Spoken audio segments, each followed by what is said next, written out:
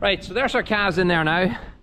They're hanging about here because they're looking over at their friends on the far side and kind of taking the mick. We're out in lovely grass and you're in the house, but I think yous are better off, in fairness. But our trots, look at, full of mud. I clean them out every morning, and that's not meal. That's not from wet meal, that's mud. So I was wondering what's causing it. To be honest with you, I think it's crows. And I think that's exactly what's doing it. I can see them always watching me throwing the meal. It was fine until we got a load of new meal about 2 weeks ago, and it has little bits of barley or wheat or whatever it is, small little bits throughout the nuts, and that has brought the boards to life. I swapped over from using a ration mix because we could not keep boards away from the cattle when they were eating. They were just filling the trots full of muck and dirt, and it was horrible. It would spread disease as well. So we switched over to a nut farm, which solved the problem. But this new load of chem had them little bits throughout it. And I'd rather it didn't, to be honest with you. It's good meal, but I'd rather that wasn't in it. But it has encouraged the boards to come back. And look at all that old muck that's in the bottom of that, along with loads of old board crap. It's all diluted now in the water, but there was a lot of board crap in them trots. The muck would come from them jumping up and down on the ground all the time.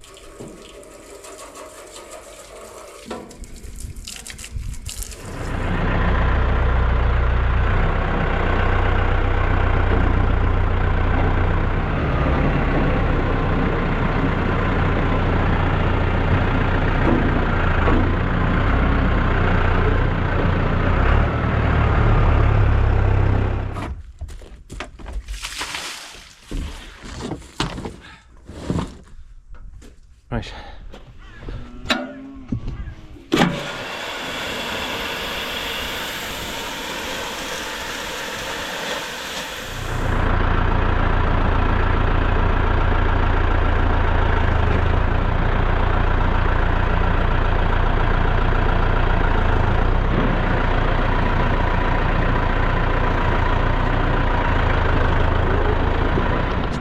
So I'm just dropping this down to the gate, because I don't want to be carrying buckets of meal, to be honest with you. The shortest distance from the bin to the trot that I can get, the better. I'm going to sit this in tight to the hedge here.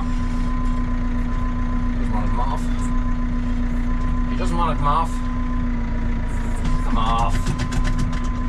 There we go.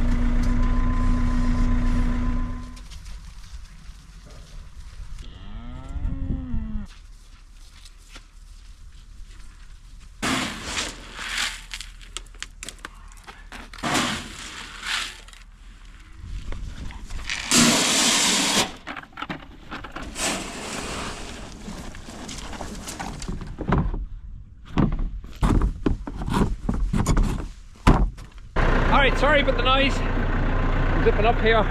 Oh, it's cold. It's very, very cold. But why I'm over here is tonight is given -5. It can handle -1, -2, -5.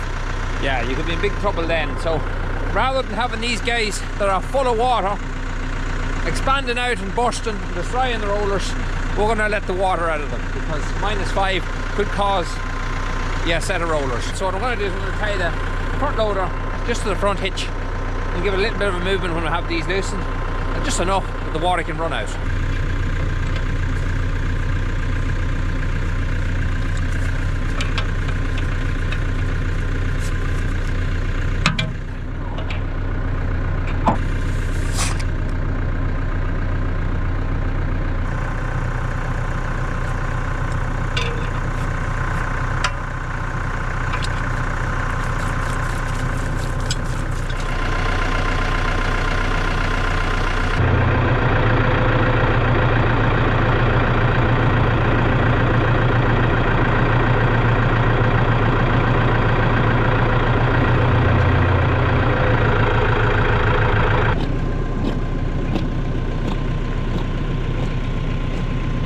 Right, so I'll give that a couple of minutes, let it empty out the far side, then we give this another little bit of a pull so that by there is at the bottom, and that'll be it, empty. Not have to worry about it, frost will do it no harm. A simple little thing like that takes about 5 minutes. You say you're buying a new roller or having to get the whole thing rebuilt. Alright, so it's about a week later. Big difference now. Look out there. That's pure ice and frost. We haven't had any snow. And today is Monday the 12th December, I think it is. And last night we've had -5. We have Arctic kind of weather at the moment. I know, to us in Ireland it's Arctic weather. And anytime I mention cold weather like this, you get people from Canada, America and different places saying to you, what are you giving out about? -3, -4. Sure, it's -20 here. Don't be giving out. It's alright. We're just not used to it. We're not used to them kind of temperatures here. And I know people get real bad temperatures in different parts of the world and you're prepared for it. It doesn't hit you as hard as it hits us, put it that way. It's a big kind of culture shock for us. But I'm on my way over here. The ground is frozen solid. And I'm going to actually make use of this situation. Because in there, if you see across that hedge, you see them logs? They're sitting there just in front of the wee cottage. Well, that's an extremely wet place, and I didn't think I'd get anywhere near that until the springtime. But now that it's frozen, solid, perfect opportunity to get in with the front loader here on the bucket and lift as many of these logs as we can, take them home, and at least then we can saw them up at home and split them when we want to. It's just nice to get them out of the field, so we might as well make use of this cold, we'll not say Arctic, cold weather and get this job done. I have a fence going around this cottage and I don't want my calves to see where I am as they'll barge through me and try to get in here, so I have a fence going around here. I just want to lay it down on the ground like that, and I'll drive across it, put it back up again, and we get in, we lift all this old stuff as well on the far side and just clean the whole place up.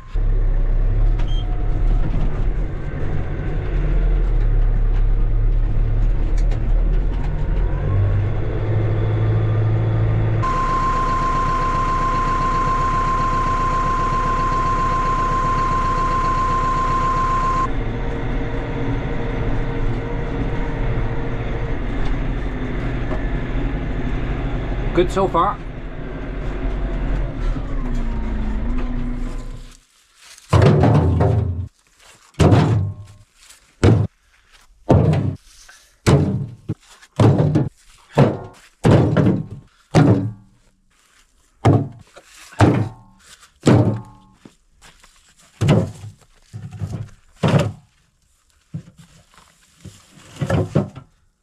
Right, oh, it's good hardy weather. You can feel it in the lungs. I could do it probably wearing one of them neck warmers on me, because you can feel the cold air in your lungs when you're breathing in. Anyway, I'm going to plough on, get this dumped and come back for another one.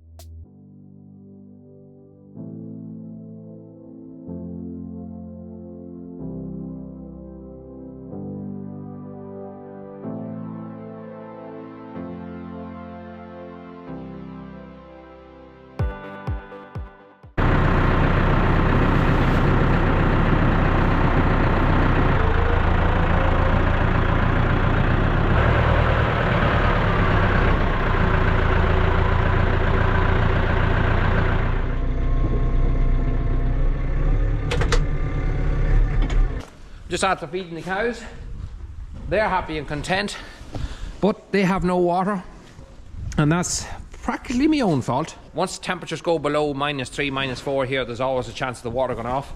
But I have a drinker over there in the corner in one of our calving pens, which would be the end of the route of the water cycle in the yard. And normally if you leave that drinker trickling, it keeps the water on with all the cattle. And I did do that for the first 3 nights. And then 2 nights ago, the temperature dropped down to -6. The water froze from the ground up to the drinker and just solid the whole thing up, and we lost water. And that's it. Water's all gone. We have no water with our cows now at all. So it brought this big heavy thing over. I'm going to have to batter the ice out of it. I'm going to set it up here like I do this last couple of nights. That's why I didn't put the silage the whole way to the door.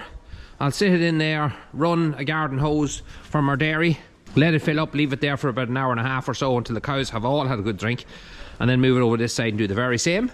And then I have another plastic container over there with other cattle, the dry cows, and I bucket it from here over there because my hose just doesn't fully reach. We have still cows here that are milking, and that's a torture on its own because the milk machine is frozen all the time, frozen both morning and evening. So I'm milking once a day now. I'm running salt through the machine. I'm breaking it down as much as you could break a machine down, shaking the clusters out on the ground, putting them on the ground actually, kind of tilted that no water can lay in the pipes. But even with that, every morning it's 40-45 minutes trying to get the thing to work. It's a torture, that's what it is. But I'm going to be positive. Although I've had 3 days of pulling out hair frustration, you have to keep going on with it. I'm going to stay positive, all right? So that's it, we'll get through it. It's just one of those things, we're just not used to it in this country. Cows are all happy, that's the main thing. I'm not giving any meal on top of silage or anything, because that will encourage them to drink more. Now in here, we have another girl, can't get the door's frozen. And she has had a mishap on her foot. And it's very hard for me to show you. I don't know if you can see that or not, but she's lost one of the hooves of her foot completely. Completely snapped it off, came out, seen blood everywhere, throughout the house. And look at, I haven't seen that happening in memory. That is really sore. She can't even put her foot nearly on the ground. And you can see it does bleed anytime she goes to walk on it. Our hoof guy, he's on his way here now. He's going to be here this morning. So our hoof guy will put a shoe on the good hoof, which is fine, which will lift her foot up off the ground.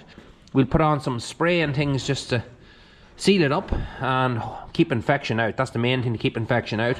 So I'll put her in here into a pen of her own so we can get her back to full health. She will be okay. It'll be slow, but she will come out of it. So my hoof man, thankfully, he's out only about once a year. We don't usually have any foot problems.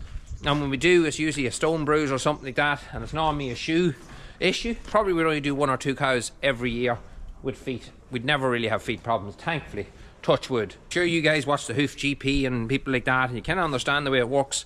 But I don't like putting the camera on people when they come out, because they're people who have been working with me for years, and just because I do this doesn't mean that they're comfortable with being on camera. So I tend to know the guys that wouldn't be comfortable versus the guys that are, so I don't even ask. But I might get a little bit of footage as he's putting the shoe on, just so you can see it up close.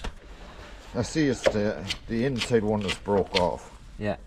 And it generally be smaller. But inside one. And but at least a bigger hoof to stick a shoe to anyway. Will that grow back eventually? It would surprise you how much it can grow back. Yeah. Yeah, it would surprise you. It might go a bit crooked though. You'd have to keep constantly pairing it to keep it in shape. It could happen. So Luke is our man, does our hooves, and thankfully he didn't mind me doing a bit of filming. And he's in the car now mixing up the glue because it's warmer in the car. It's still -4 here.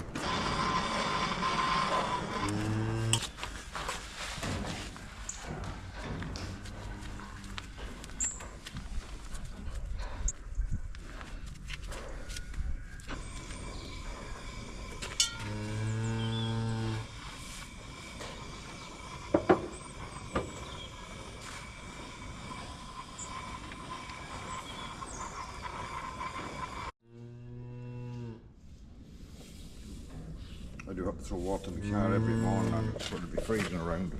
Yeah, yeah.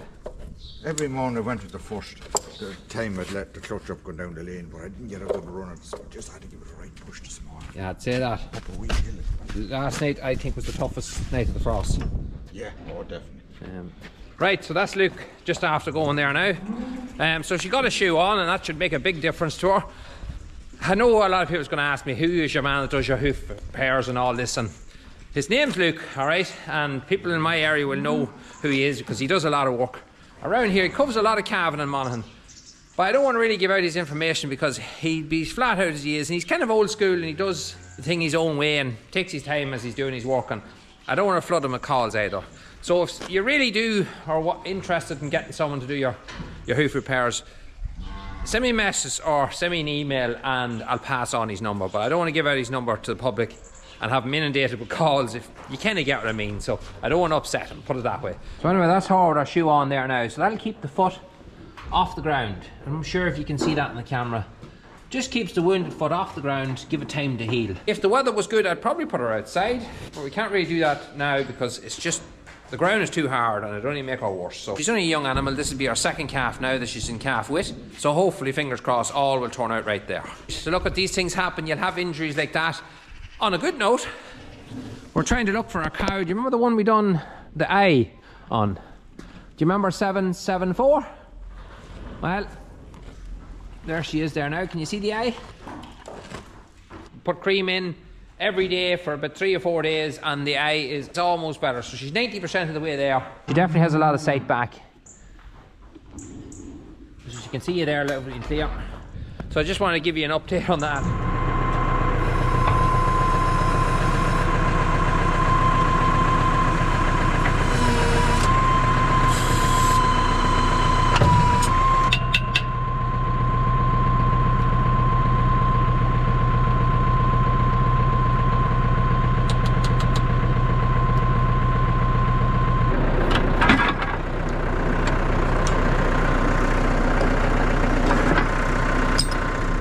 Well, I've got an idea. I'm going to take it one step further. There's a big tree that was taken down, well, 2 big trees that were taken down beside the cottage over on the Way farm. You might remember I talked about them because they were a danger. The ESB wanted them removed more than anybody.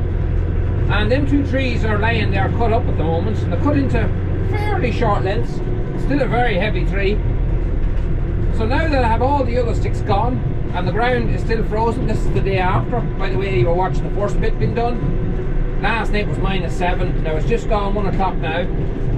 So it is thawing a wee bit, but the ground itself is still rock hard. -7 tonight, it's going to be -8 to -10 we're talking about. I don't think we're going to get that here, but last night was definitely the coldest one. I knew all about it when I was getting up this morning to work on the milking power to get it working to milk the cows. And trust me, I didn't film any of that because God knows the type of language I was using. It's just sickening, so it is in the mornings. But what happens is the seals around the jars, especially the main jar that collects all the milk before it goes into the tank, and the seals in the milk pump seem to go rock hard with the frost. And they're a nightmare to get working because the machine just can't physically seal. That's our stuff down there that we need to get at. So what I'm going to do here is I'm going to hook off the trailer right beside it. I've got the forks in the front, spread out nice and wide, and I'm going to see, can I get the forks underneath these big lumps of things? You wouldn't move them by hand, that's for sure. Well, you would, but in a hernia type of situation after that. But I'm going to see, can I get them onto the trailer with the forks, and hopefully it'll work, they'll not slip off the forks. This is not level ground and it's not going to be easy to work on, but we'll certainly make an attempt at it.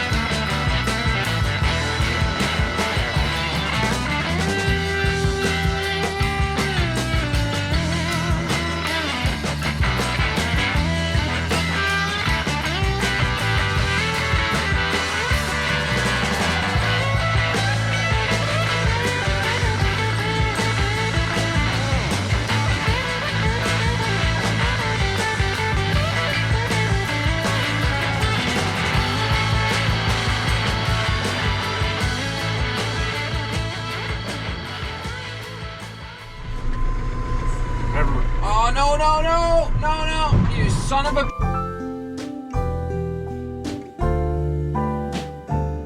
This place is very wet now that the sod has been taken off it and they were working on the site. And now it's cleared and we'll not have to touch it in the springtime. Ready to get in here with Jerry and let him finish this site off, clean this whole area up. And it's just as a job ticked off the list that I won't have to do in the springtime. And we'll have loads of sticks for heat. So I'm going to go off home, get me dinner, come back, get one more final load. That'll be that job ticked off the list. I'm not going to put you through any more of that. But anyway guys, thanks for watching. Hope you enjoyed the bit of routing that we're at. There's a lot of work to be done in the next 10 days. It's 10 days now to Christmas. Heifers have to be got home. We have to go and get bales of straw for calving, which is only around the corner. Calf hutches have to be all cleaned out, and just several bits and pieces to be done just to get finished up for Christmas, so that we can take that week kind of relatively easier, if there's such a thing. Anyway guys, thanks for watching. Until the next one, talk to you again.